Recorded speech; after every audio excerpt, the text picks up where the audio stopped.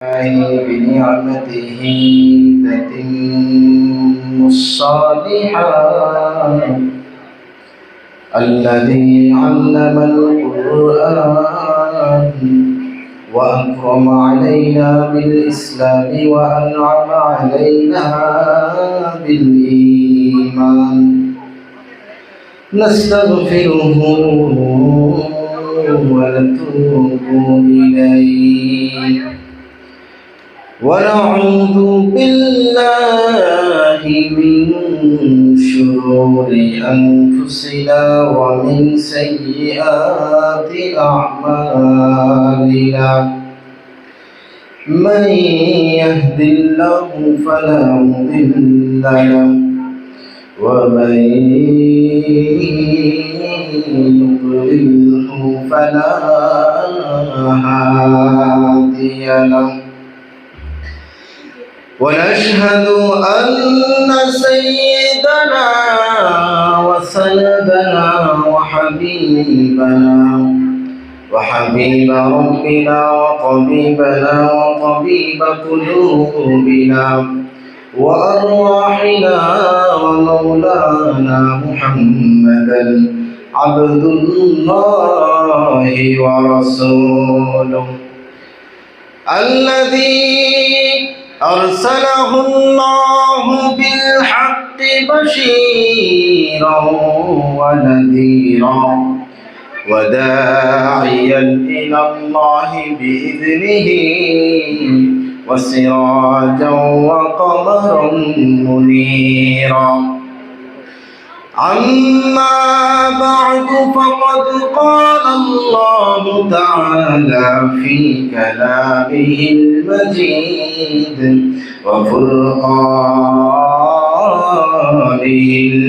الحميد أعوذ بالله من الشيطان الرجيم بسم الله الرحمن الرحيم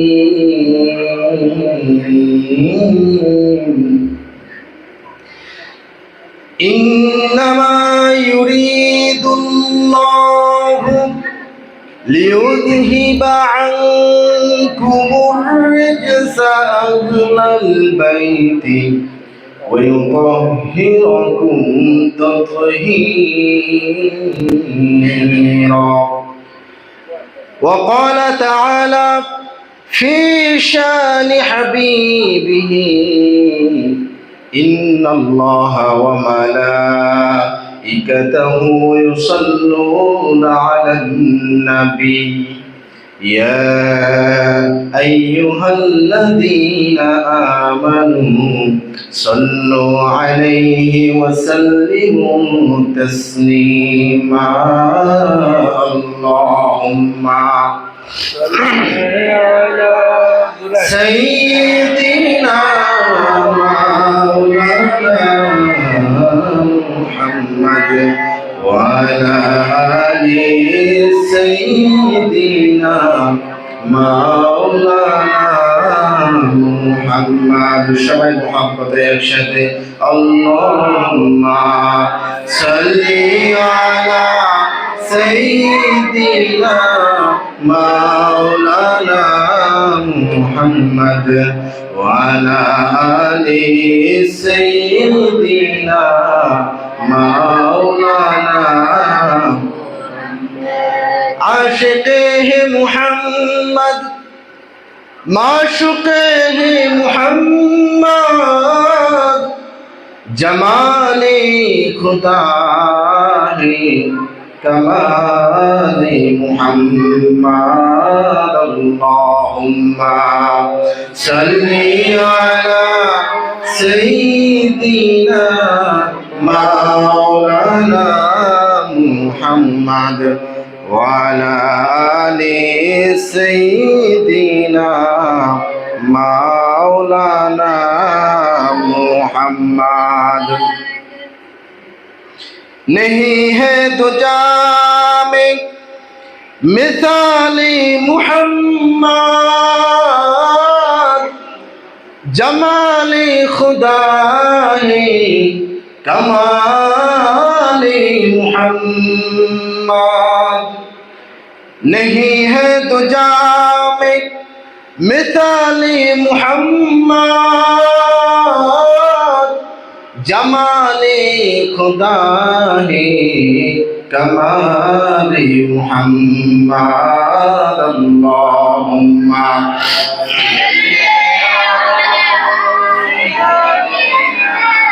मौलाना मुहम्मद वाला आले सय्यिदिना मौलाना मुहम्मद बलगल उला बिकमालिहि कशफत तुजा बिजमालिहि हसनत जमीअ खिसालिहि सल्लु अलैहि व आलिहि।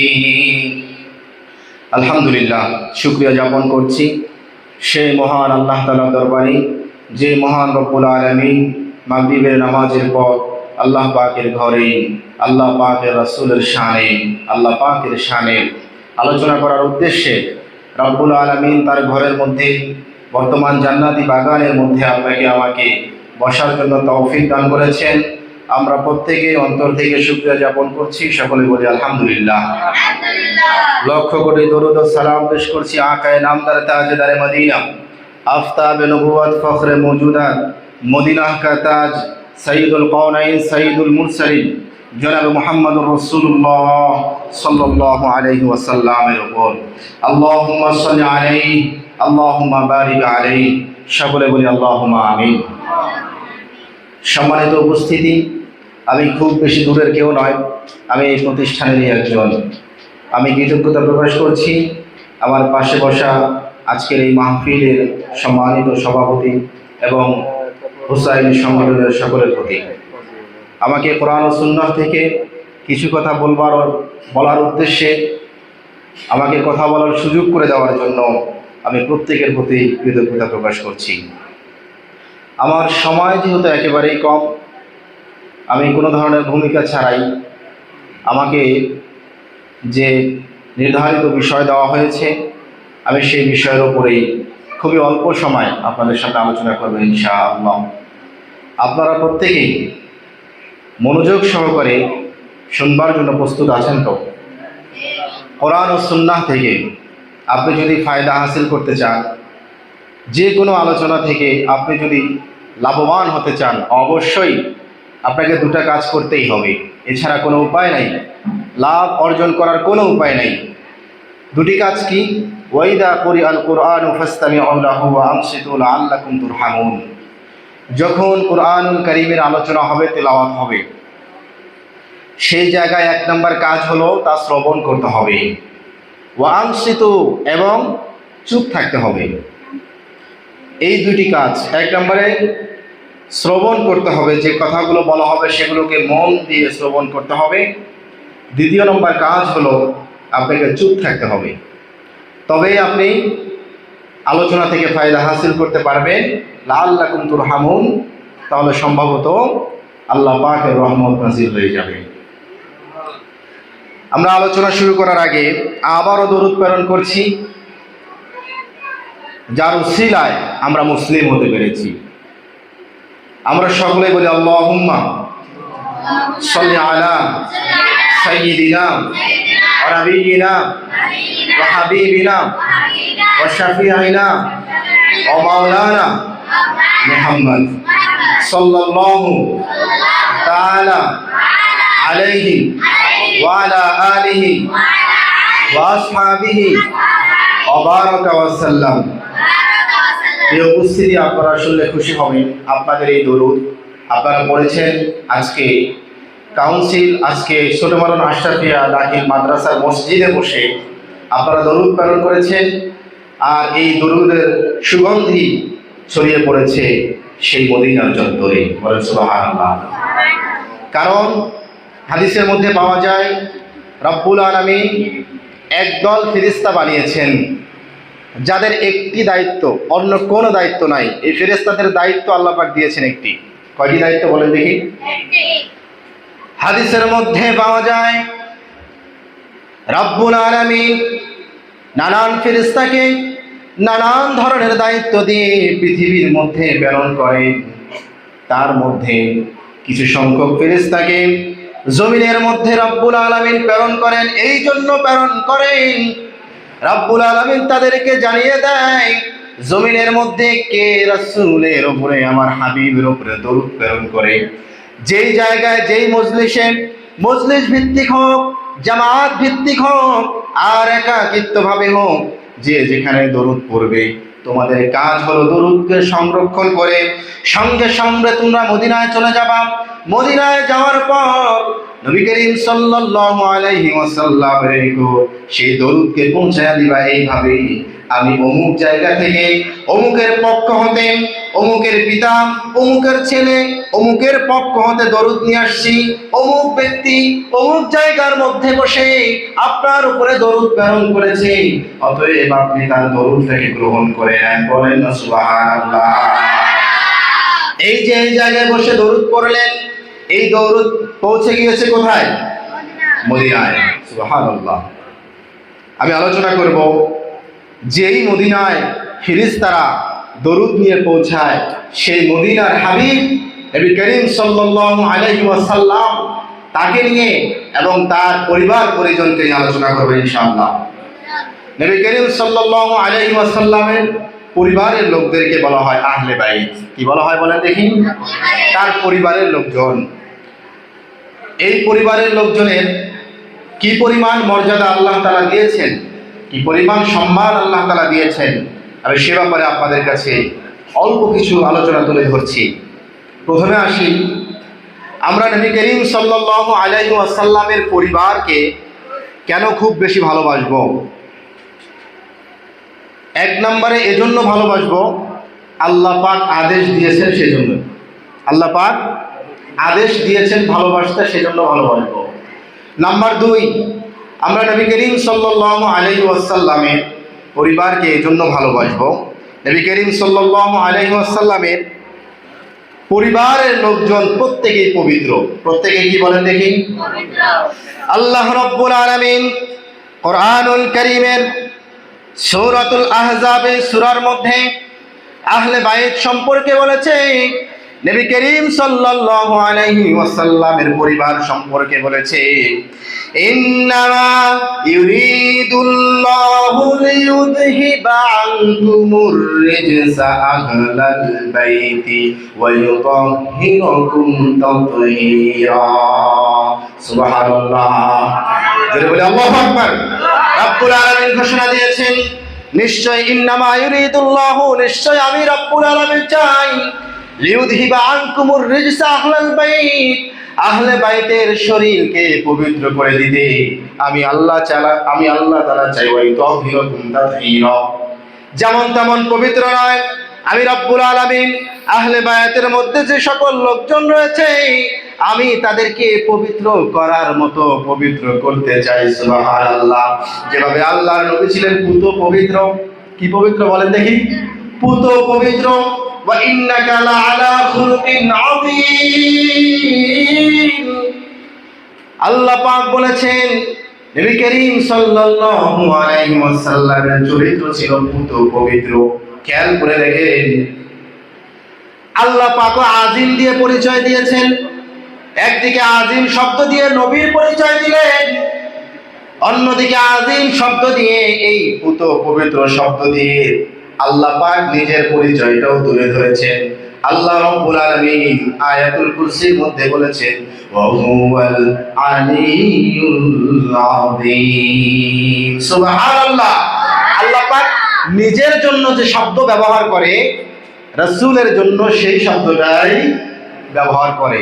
এটা ভালোবাসা না থাকলে ব্যবহার করে, মর্যাদা না থাকলে ব্যবহার করে। আমরা যে কোনো নামাজই পড়তে যাই না কেন, আমরা কোরআনুল কারীম থেকে সূরাতুল ফাতিহা তেলাওয়াত কি করি না? সে জায়গায় একেবারে প্রথমেই আল্লাহ পাক বলেছেন, সবাই আমার সঙ্গে ঠক মিলান, সবাই বলেন আলহামদুলিল্লাহি রাব্বিল আলামিন। আল্লাহ পাক এই জায়গায় নিজের পরিচয় দিয়েছেন। আল্লাহ পাককে গোটা পৃথিবীর পালন কর্তা যিনি, সমস্ত প্রশংসা তার জন্য। আল্লাহ পাক বলেছেন রব্বিল আলামিন, এখানে আলামিন শব্দ ব্যবহার করে নিজের পরিচয় দিয়েছে। অন্যভাবে যদি আমরা কোরআনুল কারীমে তাকাই, রাসূলের পরিচয় কিভাবে দিয়েছে? আল্লাহ পাক বলেছেন ওয়ামা আরসালনাকা ইল্লা রাহমাতাল লিল আলামিন। আল্লাহু আকবার। এই জায়গার মধ্যে আল্লাহ পাক নবীজির পরিচয় দিয়েছেন আলামিন শব্দ বলে।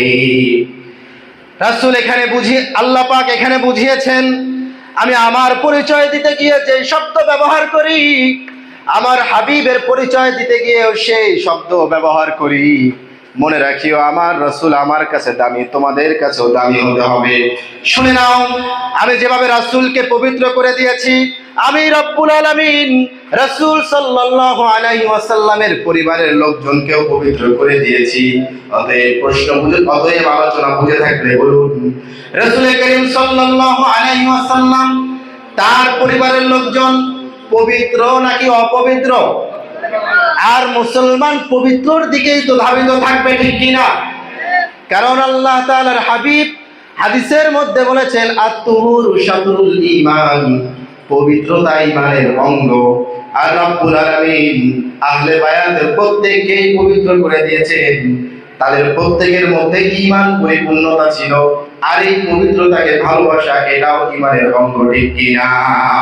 অতএব এখান থেকে বুঝাতে চাই, কেউ যদি এই পবিত্র মানুষদেরকে, আহলে বায়াত, এই পরিবারের রাসূলের পরিবারের মানুষদেরকে কেউ যদি ভালো না বাসে তথা এই পবিত্রতাকে ভালো না বাসে, আমি একেবারে স্পষ্টভাবে বলবো, পবিত্রতাকে পছন্দ না করার জন্য ঈমানের ভিতরে কমতি আছে, ঠিক কিনা? আর যে ব্যক্তির ঈমানের কমতি থাকবে, সেই ব্যক্তি কুরসির কালেও আল্লাহ পাকের নৈকট্য অর্জন করতে পারবে না। অতএব এখান থেকে আমরা বুঝতে পারলাম, আহলে বায়াত রাসূলের পরিবারের প্রত্যেকজন পবিত্র। রাসূলকে আল্লাহ পাক শিখিয়ে দিচ্ছে, নবী আপনি আপনার পরিবার সম্পর্কে আপনার উম্মতদের কাছে কিছু চান। কি চাবেন? আল্লাহ রাব্বুল আলামিন বলছেন কুল্লা আসআলুকুম আলাইহি আজরান ইল্লাল মাওয়াদ্দাতা ফিল কুরবা।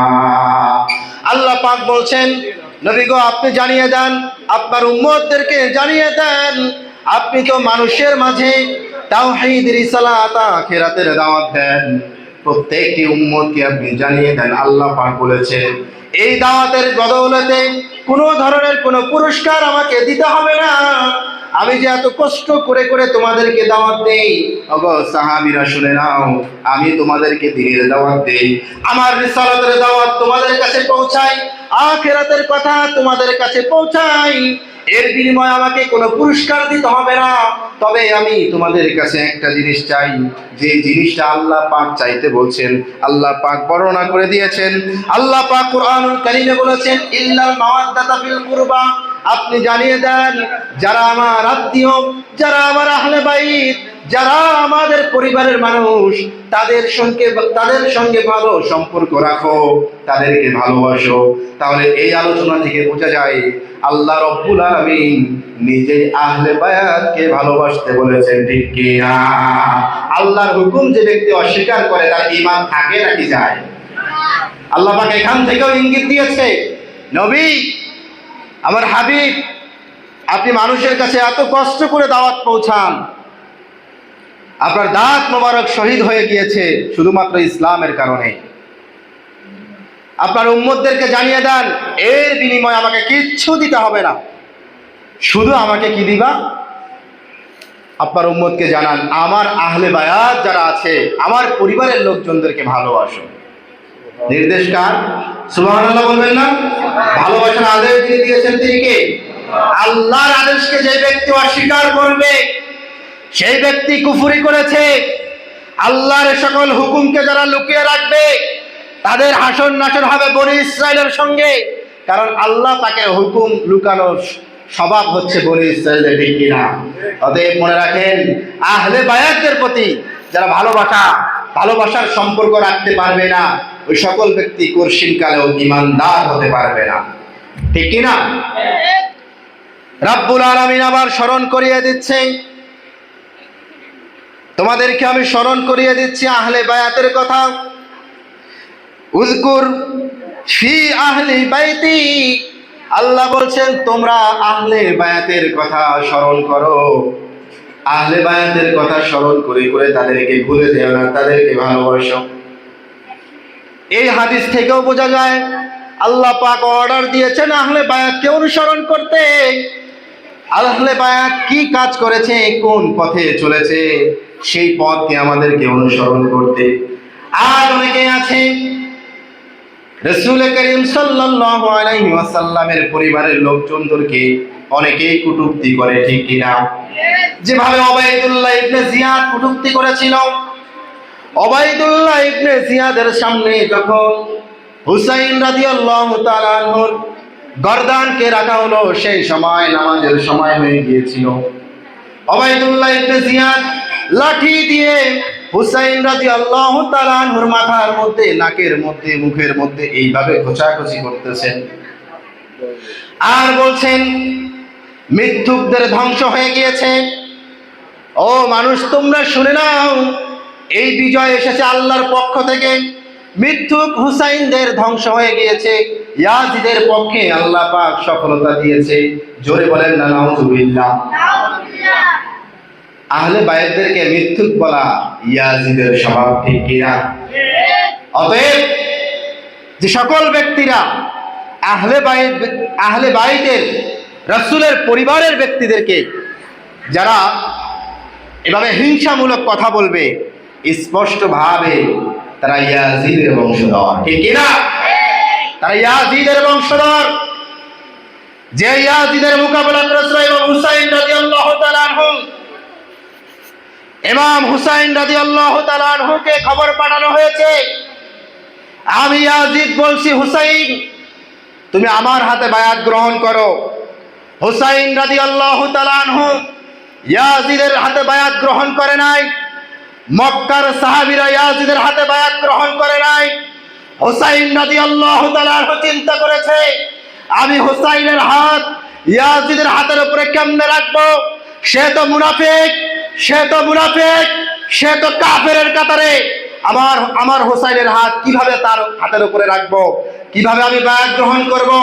আমার হাতে হাত রয়েছে আবু বকরের, আমার হাতে হাত রয়েছে ওমর ইবনুল খাত্তাবের, আমার হাতে হাত রয়েছে জিন্নুরাইন হযরত উসমান রাদিয়াল্লাহু তাআলা আনহুর, আমার হাতে হাত রয়েছে হযরত আলী, শেরে খোদা হযরত আলীর হাত আমার হাতে রয়েছে, এবং রাসূলের হাত আমার হাতে রয়েছে। ফাওকা আইদিহিম, স্বয়ং আল্লাহর কুদরতি হাত আমি হুসাইনের হাতে রয়েছে। অতএব আমার এই হাতকে আমি কিভাবে ইয়াজিদের হাতের উপরে দিব? ঠিক কি না? কারণ ইয়াজিদ সে যে টাটকা মুনাফিক, সে যে ফাসিক, সে যে কুফরি করত, ইমাম হুসাইন রাদিয়াল্লাহু তাআলা আনহু এটা খুব ভালোভাবেই জানে। অতএব শুনে নেন, যে সকল ব্যক্তিরা রাসূলের পরিবারের প্রতি বিদ্বেষ পোষণ করবে, এক কথায় তারা ইয়াজিদি মুসলমান, নামধারী মুসলমান। নামের শুরুতে মুসলিম লাগাইলেই মুসলমান হওয়া যায় না, মুসলমানের কাজ থাকতে হবে। আল্লামা ইবনে হাজার আসকালানী তিনি বলেছেন, যে সকল ব্যক্তিরা আহলে বায়াতের উপরে ভালোবাসা পোষণ করবে, কিছু কিছু উলামায়ে কিরামের মত প্রকাশ করেছেন যে সাআলতু রব্বি আযজা ওয়া জাল্লা, নবী করিম সাল্লাল্লাহু আলাইহি ওয়াসাল্লাম আল্লাহর কাছে আবেদন করেছে, আল্লাহর কাছে এই জিনিস চেয়েছে, আল্লাহ ইয়াদখুলান নাহারা আহাদুম মিন আহলি বাইতি, ওগো আল্লাহ আপনার কাছে আমি এই জিনিসটা চাই, আমার আহলে বায়াতের অন্তর্ভুক্ত যারা রয়েছে, আহলে বায়াতকে যারা ভালোবাসবে, আহলে বায়াতের প্রতি যারা ভালোবাসা পোষণ করবে, আল্লাহ ইয়াদখুলান নারা মিন আহলি বাইতি, আমার আহলে বায়াতের ভিতর থেকে একজনকেও আপনি জাহান্নামে দিবেন না। নবীজি আরো বলছেন, আমার এই ফরিয়াদ আল্লাহ রাব্বুল আলামিন কবুল করে নিয়েছেন, সুবহানাল্লাহ। অতএব এই হাদিস থেকেও বোঝা যায় আহলে বায়াতের প্রতি যারা ভালোবাসা পোষণ করবে, আহলে বায়াতদেরকে যারা ভালোবাসবে, রাব্বুল আলামিন তাদের প্রত্যেককে জান্নাতের ঠিকানা দেবে, ঠিক কি না? আমার ভাইরা, এবার আসেন আহলে বায়াতের মধ্যে অন্যতম একজন ফাতিমা রাদিয়াল্লাহু তাআলা আনহা। কে বলেন দেখি? ফাতিমা রাদিয়াল্লাহু তাআলা আনহার ব্যাপারে আল্লাহর নবী সাল্লাল্লাহু আলাইহি ওয়াসাল্লাম আলাদাভাবে হাদিস বর্ণনা করেছেন। নবী করিম সাল্লাল্লাহু আলাইহি ওয়াসাল্লাম বললেন, ফাতিমাতু বাদাতুম মিন ফামান আগদাবাহা আগদাবানি। ফাতিমা হচ্ছে আমার দেহের অংশ, ফাতিমা হলো আমার দেহের একটি অংশ। অতএব যে সকল ব্যক্তিরা ফাতিমাকে কষ্ট দেবে, সেই সকল ব্যক্তিরা আমি রাসূলকে কষ্ট দেবে। ফাতিমা রাদিয়াল্লাহু তাআলা আনহাকে অনেকে মূল্যবান মানুষ হিসেবে মানতে চায় না। ফাতিমা রাদিয়াল্লাহু তাআলা আনহার প্রতি যে সম্মান প্রদর্শন করা দরকার, সেই সম্মান প্রদর্শন অনেকেই করে না। আল্লাহর নবী ঘোষণা দিয়েছে, ফাতিমা হচ্ছে আমার অংশ, ফাতিমাকে কষ্ট দিল মানে আমাকে কষ্ট দিল। অতএব বিশেষভাবে ফাতিমা রাদিয়াল্লাহু তাআলা আনহার প্রতি আমাদের ভালোবাসা রাখতে হবে কি হবে না? যারা আহলে বায়াতের অন্তর্ভুক্ত একজন ফাতিমা রাদিয়াল্লাহু তাআলা আনহা, তার প্রতি ভালোবাসা পোষণ করবে না, সে নিজেও ইয়াজিদি মুসলমান, ঠিক কি না? এরপরে দেখেন ঘোষণা দিয়েছেন আল্লাহ তাআলা কোরআনের মধ্যে, রব্বুল আলামিন বলেছেন, সালামুন আলা ইয়াসিন। আল্লাহ পাক বলেন শান্তি বর্ষিত হোক ইয়াসিনের উপর। আবার যারা কেরাত কারি আছে, কেরাত পড়ে, তাদের ভাষায় এই আয়াতটি এভাবে বর্ণনা হয়েছে, সালামুন আলা আলি ইয়াসিন। শান্তি বর্ষিত হোক, আল মানে পরিবার, ইয়াসিনের পরিবারের উপরে। কার উপরে বলেন দেখি? ইয়াসিনের পরিবারকে। আমরা জানি নবী করিম সাল্লাল্লাহু আলাইহি ওয়াসাল্লামের অনেকগুলো নাম রয়েছে, তার মধ্যে একটি নাম হলো ইয়াসিন, ঠিক না? ইয়াসিনের পরিবার কারা? ইয়াসিনের পরিবারের মধ্যে রয়েছে আহলে বায়াতের প্রত্যেকেই। ফাতিমা রাদিয়াল্লাহু তাআলা আনহা, ইমাম হাসান, ইমাম হুসাইন রাদিয়াল্লাহু তাআলা আনহু, হযরত আলী রাদিয়াল্লাহু তাআলা আনহু, নবী করিম সাল্লাল্লাহু আলাইহি ওয়াসাল্লামের স্ত্রীগণ। কেউ কেউ বলেছে যারা তাদেরকে ভালোবাসবে তারাও আহলে বায়াতের মধ্যে রয়েছে, সুবহানাল্লাহ। আল্লাহ পাক নিজে ঘোষণা দিয়েছেন। এই ইশারা ইঙ্গিতগুলো আমাদের বোঝা দরকার। আল্লাহ কিভাবে বলেছে, সালামুন আলা আলি ইয়াসিন, শান্তি বর্ষিত হোক ইয়াসিন এবং ইয়াসিনের পরিবারের উপর। কার উপর বলেন দেখি? ইয়াসিন কে? আমাদের নবী। ইয়াসিন নামে কোরআনে সূরা আছে না নাই? যাকে কোরআনের অন্তর বলা হয়, কোরআনের অন্তর বলা হয় সূরাতুল ইয়াসিনকে। অতএব এখান থেকেও বোঝা যায় আহলে বায়াতের প্রতি যারা ভালোবাসা পোষণ করবে, আল্লাহ পাক তাদের উপরে শান্তি বর্ষিত করবে। আর শান্তি তো আমরা প্রত্যেকেই চাই। শান্তি পাইতে চাইলে, শান্তি হারায় গেছে, শান্তি টোকায় লাভ নাই, শান্তির কাজ করতে হবে। শান্তির কাজ কি? ইয়াসিনকে ভালোবাসতে হবে, ইয়াসিনের পরিবারকে ভালোবাসতে হবে। না হলে শান্তি খুঁজে পাবেন? হ্যাঁ, নোয়াখালী, বাঁশখালী, চট্টগ্রাম যেখানে যান শান্তি পাওয়া যাবে? নোয়াখালী, বাঁশখালী, চট্টগ্রাম, খাগড়াছড়ি, নোয়াখালী, বাঁশখালী, চট্টগ্রাম, খাগড়াছড়ি। ও ভাই ইক্কা গেলাম, ওইটা গেলাম, চারদিকে ঘুরি চাইলাম, শান্তি পাইবার লাই।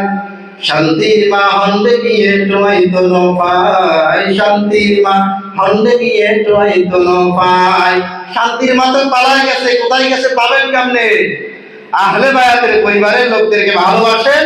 আল্লাহ বলেছেন সালামুন আলা আলি ইয়াসিন, সালামুন আলা ইয়াসিন। ইলিয়াসের পরিবারের উপর আল্লাহ পাক শান্তি বর্ষিত করবে, সুবহানাল্লাহ বলবেন না? এবার আসেন বিশেষভাবে হযরতে হুসাইন, হাসান এবং হুসাইন রাদিয়াল্লাহু তাআলা আনহুর কথাও নবী করিম সাল্লাল্লাহু আলাইহি ওয়াসাল্লাম বলেছেন। আল্লাহর নবী সাল্লাল্লাহু আলাইহি ওয়াসাল্লাম বলেছেন, রাসূলে আরবি বলেন, আল হাসান ওয়াল হুসাইন সাইয়্যিদা শাবাবি আহলিল জান্নাহ। আপনারা যারা কারবালার ইতিহাস জানেন, আপনাদের প্রত্যেকেরই কথা জানা আছে, ইয়াজিদ শুধুমাত্র ক্ষমতার কারণে আমার নবীর নাতিকে হত্যা করেছে, ঠিক কি না? প্রধান কারণ হচ্ছে ক্ষমতা। প্রধান কারণ কি? আর আল্লাহর নবী জানিয়ে দিলেন, আল হাসান ওয়াল হুসাইন সাইয়্যিদা শাবাবি আহলিল জান্নাহ। রব্বুল আলামিন জান্নাতের মধ্যে হাসান আর হুসাইন রাদিয়াল্লাহু তাআলা আনহুকে যুবকদের নেতা হিসেবে কবুল করেছে। সুবহানাল্লাহ। যে নেতাগিরি পাইতে গিয়া ইয়াজিদ হত্যা করার নির্দেশ দিয়েছিল, একজনকে খবর পাঠিয়েছিল, এক লোককে পাঠিয়েছে মক্কার মধ্যে, যাও, মক্কার লোকজনরা তো আমার হাতে বায়াত গ্রহণ করতে চাচ্ছে না, তুমি যাও সেখানে গিয়ে বলো আমাকে ইয়াজিদ পাঠাইছেন এবং এই ঘোষণা দিয়েছে তোমাদের প্রত্যেককে ইয়াজিদের হাতে বায়াত হতে বলেছে। এই খবর যখন দিলেন, তখন একজন সাহাবী জবাব দিলেন, আমাদের জীবন থাকতে আমরা ইয়াজিদের হাতে বায়াত গ্রহণ করব না। এই খবর যখন আবার ইয়াজিদের কাছে চলে গেল, ইয়াজিদ বলল, যেই ব্যক্তি ইয়াজিদের হাতে বায়াত গ্রহণ করবে না, হোসাইনের হাতে বায়াত গ্রহণ করতে চায়, তাকে তুমি হত্যা করে ফেলো। অনেকেই এই কথা বলে, ইয়াজিদ তো সরাসরি হুসাইনকে হত্যার নির্দেশ দেয় নাই। ওবাইদুল্লাহ ইবনে জিয়াদ, সেও সরাসরি হত্যার সাথে সম্পৃক্ত না, দোষ হচ্ছে সীমারের। ওবাইদুল্লাহ ইবনে জিয়াদ এবং ইয়াজিদের যদি হুসাইনকে হত্যা করার পরিকল্পনা নাই থাকতো, তাহলে কেন এই নির্দেশ দিল মক্কার ভিতরে যে সকল লোকেরা ইয়াজিদের হাতে বায়াত গ্রহণ করতে চাবে না, তাকেই তোমরা হত্যা করো? এই নির্দেশ কেন দিল? এখানে পরিষ্কার, মক্কার লোকদেরকে হত্যা করতে বলেছেন মানে হযরত হুসাইনকেও হত্যা করতে বলেছেন, ঠিক কি না? এরপরে অনেকেই বলে, ইয়াজিদের প্রতি আমরা এই ভালোবাসা রাখি, ইয়াজিদের প্রতি আমরা এই ধারণা রাখি, সে কাফের হলে কাফের, সে মুসলিম হলে মুসলিম, সে হুসাইনকে হত্যা করে একটা ভুল করেছে, কিন্তু তার প্রতি আমরা বিদ্বেষ রাখি না, তার বিচার আল্লাহ করবে, তাকে নিয়ে আমাদের কোনো মতামত নাই। আছে না নাই? এরকম যারা বলে এরাও ইয়াজিদ। এরাও কি বলেন দেখি? ইয়াজিদ। খারাপ লাগতেছে নাকি? আমি আলোচনা করতেছি কয়েকটা যুবক এবং মুরব্বীদেরকে, এরা তো বোঝে না, এরা শিখছে, আপনাদের উদ্দেশ্যে বলছি আর কি। হযরতে হুসাইন রাদিয়াল্লাহু তাআলা আনহু, হাসান এবং হুসাইন রাদিয়াল্লাহু তাআলা আনহুর ব্যাপারে আল্লাহর নবী ঘোষণা দিয়ে দিলেন, আল হাসান ওয়াল হুসাইন সাইয়্যিদা শাবাবি আহলিল জান্নাহ। প্রতি জুমার সানি খুতবা এটা পড়া হয়। ইমাম হুসাইন, হাসান আর হুসাইন রাদিয়াল্লাহু তাআলা আনহু, তারা দুনিয়ার ভিতরে নেতা ইয়াজিদ হতে দেয় নাই, কিন্তু জান্নাতের মধ্যে তাদেরকে নেতা বানিয়ে দেওয়া হয়েছে। আবার দুনিয়ার ভিতরে তাকে শহীদ করা হয়েছে। যতই তোমরা শহীদ করো না কেন, আল্লাহর নবী সাল্লাল্লাহু আলাইহি ওয়াসাল্লাম স্পষ্টভাবে বলে দিয়েছেন, আল হাসান ওয়াল হুসাইনু রাইহানাতা মিনাদ দুনিয়া। ইমাম হাসান আর হুসাইন রাদিয়াল্লাহু তাআলা আনহু হচ্ছে এই দুনিয়ার মধ্যে ফুটন্ত দুইটা ফুল। সুবহানাল্লাহ। ইমাম হাসান আর হুসাইন রাদিয়াল্লাহু তাআলা আনহু এই দুনিয়ার মধ্যে সুগন্ধিযুক্ত ফুটন্ত দুইটি ফুল। প্রিয় উপস্থিতি, আলোচনা লম্বা করার কোনো সুযোগ নেই, সময় যেহেতু অনেক সংক্ষিপ্ত। আমি পরিশেষে যে কথা, সেটি হচ্ছে আহলে বায়াতের প্রতি ভালোবাসা প্রদর্শন করার দরকার আছে না নাই? এক কথায় শুনে নেন, এটা ঈমানের অংশ। ঈমানের, আপনি যদি আল্লাহর ভালোবাসা পেতে চান, রাসূলকে ভালোবাসতে হবে, ঠিক কি না? আর রাসূল কি দোয়া করেছেন জানেন? রাসূল দোয়া করেছেন যে আল্লাহকে বলতেছে, কাকে? আল্লাহকে বলছেন, আল্লাহ আমি হাসান আর হুসাইন রাদিয়াল্লাহু তাআলা আনহুকে ভালোবাসি, অতএব আপনিও তাকে ভালোবাসেন। এবং আল্লাহ, যে সকল ব্যক্তিরা হাসান আর হুসাইন রাদিয়াল্লাহু তাআলা আনহুকে ভালোবাসবে, আপনি তাদেরকেও ভালোবাসেন। কি বলেছেন? তাদেরকেও ভালোবাসেন। আর আমরা কোরআন থেকে জানি আল্লাহর ভালোবাসা পেতে হলে রাসূলকে ভালোবাসতে হবে, এছাড়া কোনো সম্ভব নেই। আর রাসূলকে ভালোবাসতে হলে রাসূলের আদেশ মানতে হবে, রাসূল যা আদেশ করেছে তাই মানতে হবে। যা কিছু আলোচনা করলাম আল্লাহ পাক সেই আলোচনার উপরে আমাদেরকে আমল করার তৌফিক দান করে দিন। ওয়া আলাইনা ইল্লাল বালাগ। আসসালামু আলাইকুম ওয়া রাহমাতুল্লাহি ওয়া বারাকাতুহু।